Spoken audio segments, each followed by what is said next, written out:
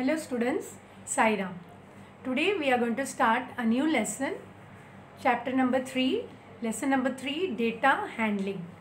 And in this lesson we are going to learn about data, collection of data, representing data, representative values, and in that we are going to learn about arithmetic mean and range.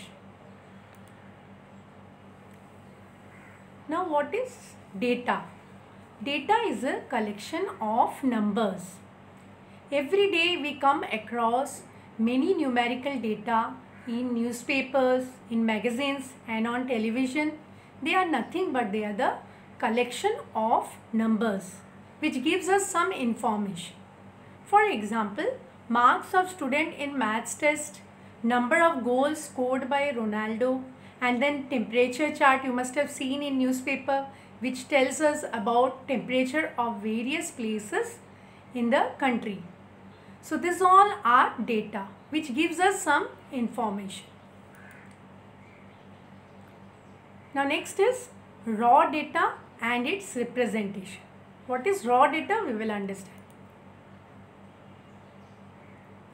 Here unorganized data is raw data. When you don't organize the data, then it is called as raw data.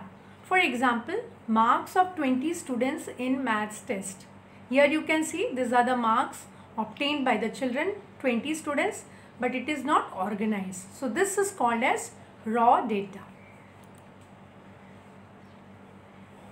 Now suppose we want number of students whose marks is 29. Then what we have to do? We will have to search for 29 in the numbers. The numbers which I have shown in that list, we have to search for this number 29 and then we will have to count it. What if the number of students are more? If you have more students, for example, if there are 100 students, the counting will become difficult. So what we do? We organize the data using tally marks. Now here we will learn in the next slides how to organize data, organizing data and representation. Let's solve an example. Suppose these are the marks of 20 students in maths test. These all are the marks of students in maths test. And we want to find number of students who scored 29 or 11. So we write the numbers first in a table. You must have seen your teacher what she does. She writes the roll number. You must have seen in her notebook she writes like this. She writes the roll number of the children and then she writes the name of the student and the marks scored by the children. This is the way she writes the marks. So here also it is written in the tabular form. 20 students marks with the name and the mark is given here with roll number. Now the data which you have seen, that is organized because it is arranged roll number wise. Now you have learned about tally marks. For 1 we put 1 vertical line, for 2 we put 2 vertical lines, for 3 vertical lines. In 6th standard, if you remember, we have learned all this thing. For 4 vertical lines, and if it is 5 then we put a slanting line over this 4 vertical lines, and if it is 6 then 5 and 1. 7, then first we will write 5 in this way and then 2. For 8, 5 and 3. And for 9, 5 like this, 4 vertical lines and 1 slanting line over it, and then 4 vertical lines. And for 10, we write 2 times 5. So similarly, we are going to make a table using tally marks. Here you can see this is the mark, these all are the marks in maths test, and it is arranged in ascending order. So instead of writing roll number wise, it is arranged in ascending order, and here this column is for tally marks and this is for frequency. Frequency means you will see this number 3 is repeated how many times. Suppose here in the list it is repeated once, so 1 is written. So for this tally mark also will be 1 vertical line. 4 is also written once, that means only one child has got 4 marks. So 1 frequency is 1 and tally mark is also 1.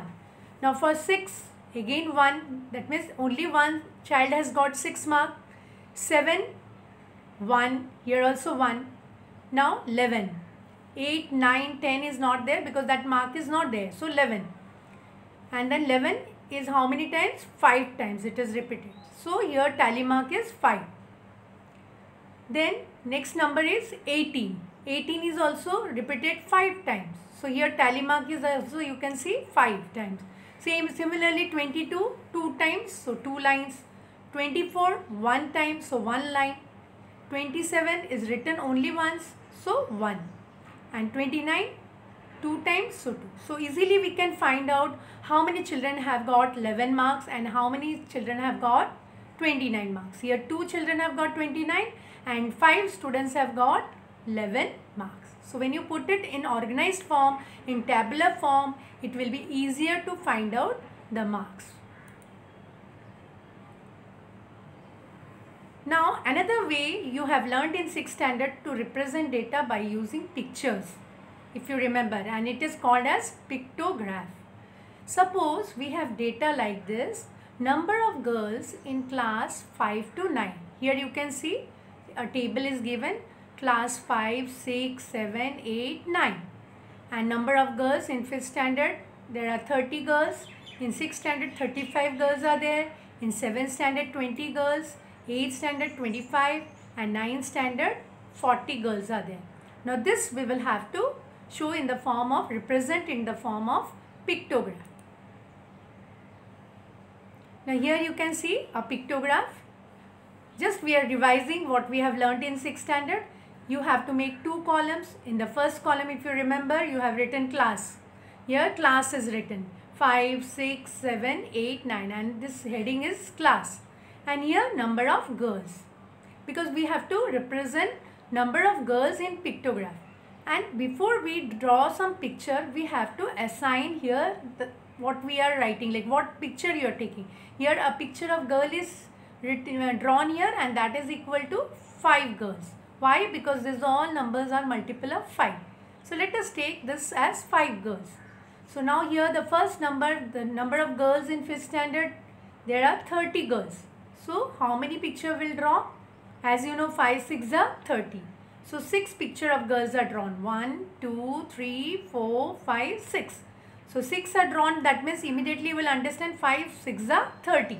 30 girls are there in 5th standard. Same way for 6th standard, 35 girls are there. 35 means 7 picture we will draw. 1, 2, 3, 4, 5, 6, 7. Then for 7th standard, 20. So 4 picture. 5 4s are 20 as you know.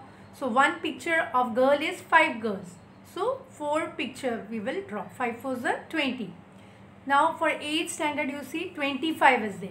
So how many picture of girls will draw? 5. 1, 2, 3, 4, 5. And then last 9th standard has 40 girls. So 40 girls means how many picture of girls we will draw? As you know 5 8s are 40. So 8 pictures should be there. 1, 2, 3, 4, 5, 6, 7, 8. So this way we can represent data in the form of pictogram. Now one more way we have learnt last year, that is called as bar graph, if you remember. So we have learnt to draw bar chart last year. So same thing we will revise, number of girls which we have seen, that can also be represented in the form of bar graph.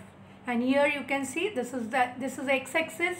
Here classes are written, class 5, class 6, class 7, class 8, class 9, and this is y-axis where number of girls in the class is represented.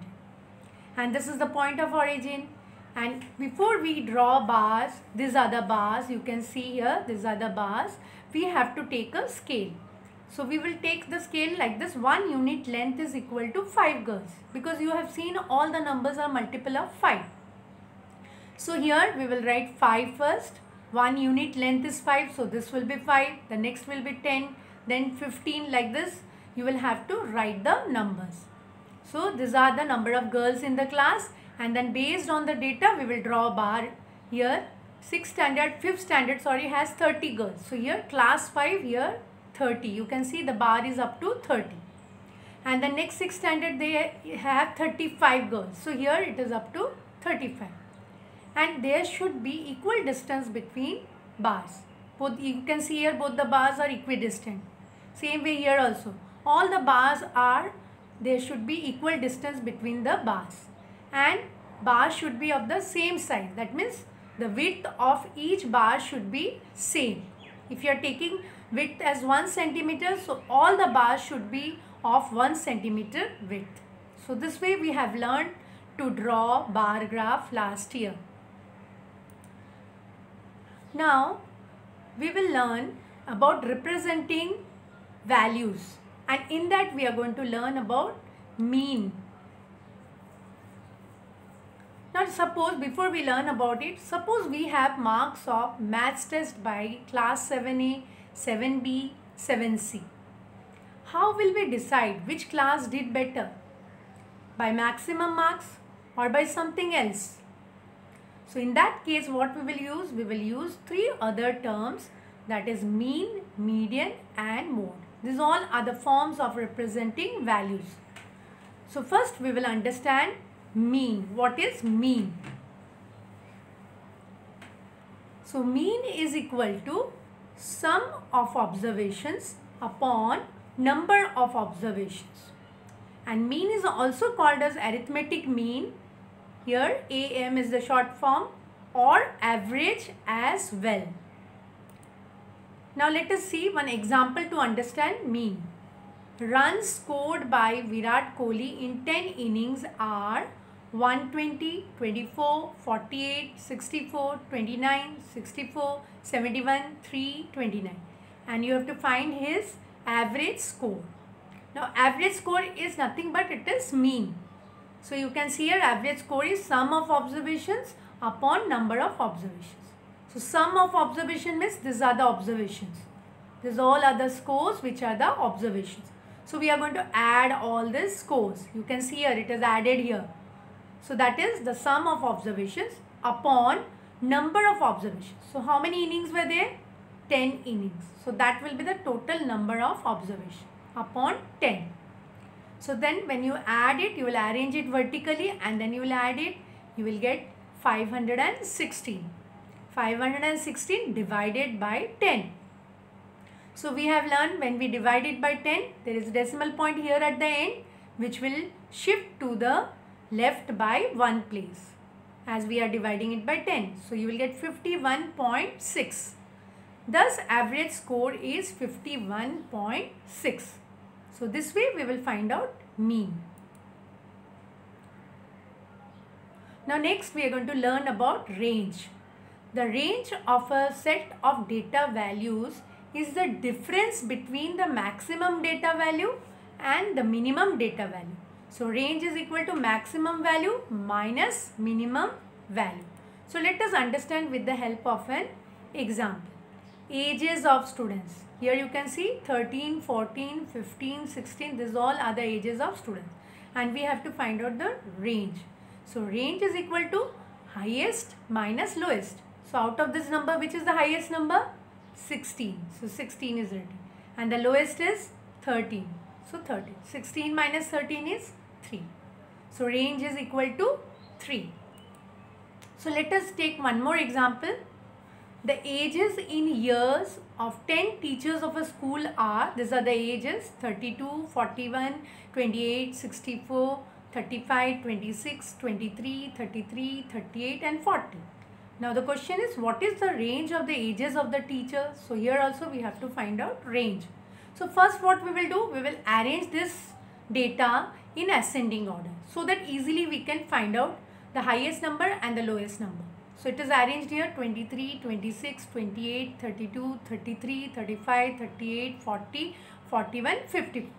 Now easily we can find out the oldest teacher.